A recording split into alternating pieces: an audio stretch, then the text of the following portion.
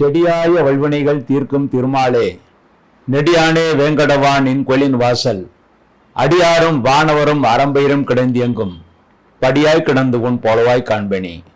உலகெங்கும் இருக்கின்ற ஜோதிட நேரம் டிவி நேயர்களுக்கு என்னுடைய பணிவான வணக்கங்கள். இன்றைய பதிவில் வரக்கூடிய குரு பெயர்ச்சியை பற்றி பார்ப்போம்.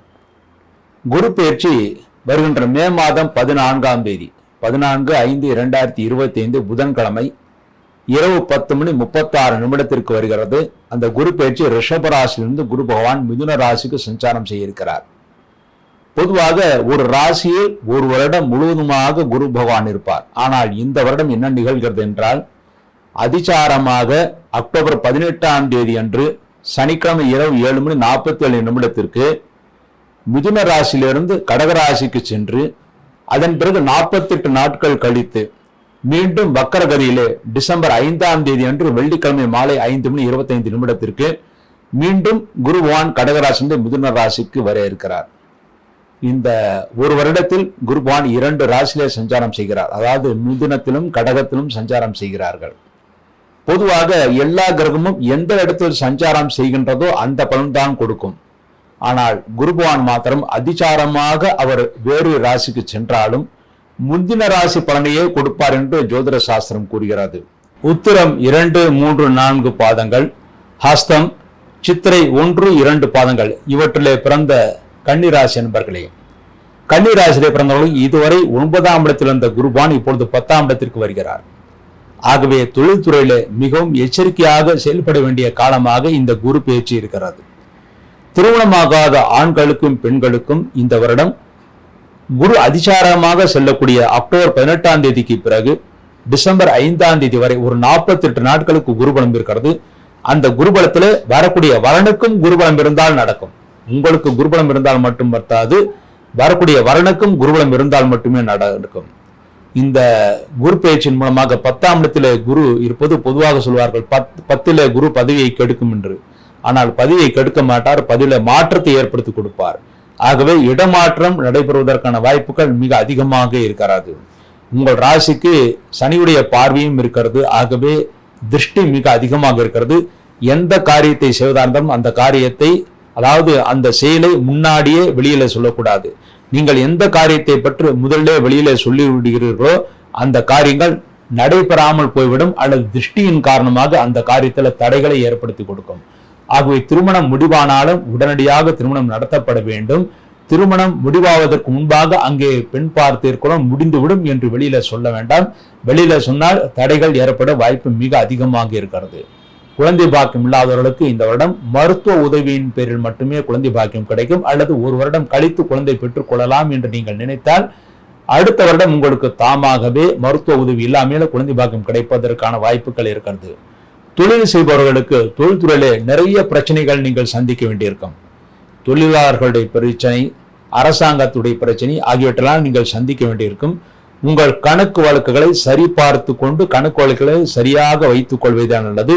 இல்லாவிட்டால் தொழில் செய்பவர்களுக்கு சில பண விஷயத்துல சில இடைஞ்சல்கள், கணக்கு விஷயங்களில் சில இடைஞ்சல்கள் ஏற்பட்டு அதன் பிறகு செலவுகள் செய்து அந்த பிரச்சனைகள் நீங்கள் விடுபட முடியும்.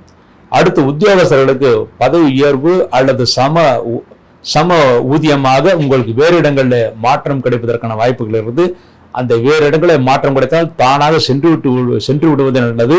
இல்லை அங்கே போக மாட்டேன், நான் இங்கே தான் இருப்பேன் அப்படின்னு சொன்னால் அதில் பிரச்சனைகள் வர வாய்ப்பு இருக்கிறது. வேலை செய்யும் இடத்தில் பிரச்சனைகள் வரும். வேலை இடத்தை மாற்றிக்கொண்டால் பிரச்சனைகள் வராது, வேறு கம்பெனிகளை மாற்றிக்கொள்ளலாம். அதாவது பிரைவேட் தொழில் செய்பவர்கள் இருக்கின்ற வேலையை விடாமல் வேறு வேலை கிடைத்த பிறகு இருக்கின்ற வேலையை விட வேண்டும். இல்லாவிட்டால் சில காலம் தொழில் இல்லாத சூழ்நிலைகள் உருவாக வாய்ப்பு இருக்கிறது. இந்த வருடம் மாணவர்கள் மிகுந்த கருத்துடன் படித்தால் மட்டுமே நல்ல மதிப்பெண்களை பெற முடியும். அவர்கள் கூட்டாக படிப்பதை விட்டு தனியாக படித்துக் கொள்ளுங்கள், அப்போதுதான் நல்ல மதிப்பெண்களை பெற முடியும். சக மாணவர்களிடம் கூட்டாக சென்று படித்தால் அவர்கள் குழப்பத்தை ஏற்படுத்தி விடுவார்கள். தனியாக படித்தால் பிரச்சனைகள் இருக்காது. விவசாயிகள் இந்த வருடம் எதை பயிரிட்டாலும் அருகில் இருக்கின்ற வேளாண் அரங்கத்திற்கு சென்று அவர்கள் என்ன ஆலோசனை சொல்கிறார்களோ அதன்படி நீங்கள் பயிரிட்டால் மட்டுமே நல்ல லாபத்தை பெற முடியும். இல்லாவிட்டால் நஷ்டம் எதிர்பார்ப்பதற்கு வாய்ப்பு இருக்கிறது.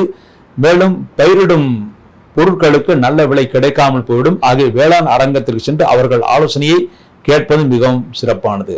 அரசியல்வாதிகளுக்கு சிறிது சிரமத்தை ஏற்படுத்தக்கூடிய அந்த காலமாகத்தான் இருக்கிறது. அவர்கள் எந்த முடிவு எடுப்பதாக இருந்தாலும் சிறிது யோசித்து நிதானித்து சக நண்பர்களிடம் விசாரித்து அவர்கள் எடுக்கக்கூடிய முடிவுகளை எடுக்க வேண்டும். இல்லாவிட்டால் அவர்கள் எடுக்கக்கூடிய முடிவுகள் தவறாக இருந்து அவமானப்படக்கூடிய சூழ்நிலைகள் உருவாகும். கலைஞர்கள் அவர்கள் பெரிய பட்ஜெட்டில் படம் தயாரிப்பதாக இருந்தால் அடுத்த வருடத்திற்கு வெளியிடுவதற்கு நீங்கள் தயாரிடுங்கள். இந்த வருடமே வெளியிட்டால் பெரிய லாபத்தை நீங்கள் எதிர்பார்க்க முடியாது. இந்த வருடம் பெண்களுக்கு ஓரளவு நன்மைகளை ஏற்படுத்தி கொடுக்கும். இந்த வருடம் பெண்களுக்கு அக்டோபர் 18 முதல் டிசம்பர் 5 வரை ஒரு 48 நாட்களுக்கு நல்ல யோகத்தை ஏற்படுத்தி கொடுக்கும்.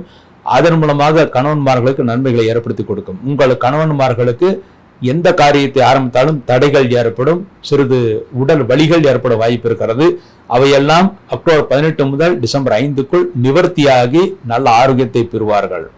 இந்த வருடம் வீடு மனை வாங்கும் போது வில்லங்கம் இல்லாத இடமாக வாங்க வேண்டும். இல்லாவிட்டால் வீடு மனை வாங்குவதை ஒரு வருடம் தள்ளி போட்டுவிட்டால் பெரிய பிரச்சனைகள் இருக்காது. இந்த குரு பேச்சின் மூலமாக உங்கள் ராசிக்கு 2ஆம் இடத்தை இந்த குருவுடைய பார்வையிடுகிறார். ஆகவே உங்களுக்கு சிரமங்கள் இருந்தாலும் உங்கள் குடும்ப உறுப்பினர்களுக்கு நன்மைகளை ஏற்படுத்தி கொடுக்கும் குரு பேச்சாக இந்த பேச்சு இருக்கிறது. ஆகவே மற்றவருடன் பேசும்போது எச்சரிக்கையாக இருக்க வேண்டும். தேவையற்ற வாதங்களை தவிர்த்து விடுவது நல்லது. உங்களை விட உங்கள் குடும்ப உறுப்பினர்களுக்கு நன்மைகளை ஏற்படுத்தி கொடுக்கும். அந்த சந்தோஷம் உங்களுக்கு பெரிய சந்தோஷமாக இருக்கும். உங்கள் ராசிக்கு 4ஆம் இடத்துல குருடைய பார்வை இருக்கிறது. உங்கள் நண்பர்கள் உறவினர்களுக்கும் நல்ல யோகத்தை ஏற்படுத்தி கொடுக்கும். 6ஆம் இடத்தை இந்த குரு பார்வையிடுகிறார். ஆகவே இந்த வருடத்திலே காரமான பொருட்களையும் அஜீரணம் ஏற்படுத்தக்கூடிய உணவுப் பொருட்களையும் சாப்பிடுவதை தவிர்த்து விடுவது. இல்லாவிட்டால் உங்களுக்கு அஜீரணம் ஏற்பட வாய்ப்பு இருக்கிறது. மருத்துவ செலவுகள் ஏற்பட வாய்ப்பு இருக்கிறது. எதிரிகளை நீங்கள் வெல்வீர்கள், ஆனால் சிரமப்பட்டு வெல்வீர்கள். எந்த போட்டிகள் வந்தாலும் எந்த இன்டர்வியூ சென்றாலும் முதலில் உங்களுக்கு தோல்வி கிடைக்குமோ என்ற பயம் இருக்கும். 1வது 2வது சுற்றில் தோல்வி ஏற்படுவதை போன்ற அந்த வாய்ப்பு இருந்தாலும் 3வது 4வது சுற்றில் நீங்கள் வெற்றியை பெறுவீர்கள். இன்டர்வியூல உங்களுக்கு வெற்றி கிடைத்து வேலை வாய்ப்பு கிடைப்பதற்கான வாய்ப்புகள் இருந்து அந்த வேலை வாய்ப்பு சிறிது தூரத்தில் கிடைப்பதற்கான வாய்ப்புகள் இருக்கிறது. இந்த கன்னி ராசியிலே பிறந்தவர்களுக்கு இந்த குரு பேச்சின் மூலமாக 75% நன்மைகளை பெறுவார்கள் என்பது உறுதி. மேலும் இந்த குரு பேச்சு உங்களுக்கு நல்ல நேரம் என்றால் அக்டோபர் 18ஆம் தேதி முதல் டிசம்பர் 5 வரை ஒரு 48 நாட்கள் இந்த குரு பேச்சு நல்ல யோகத்தை ஏற்படுத்தி கொடுக்கும். அப்போதுதான் நீங்கள் செய்த பூஜைகளுக்கெல்லாம் அந்த காலகட்டத்தில் நல்ல பலன்களை ஏற்படுத்தி கொடுக்கும்.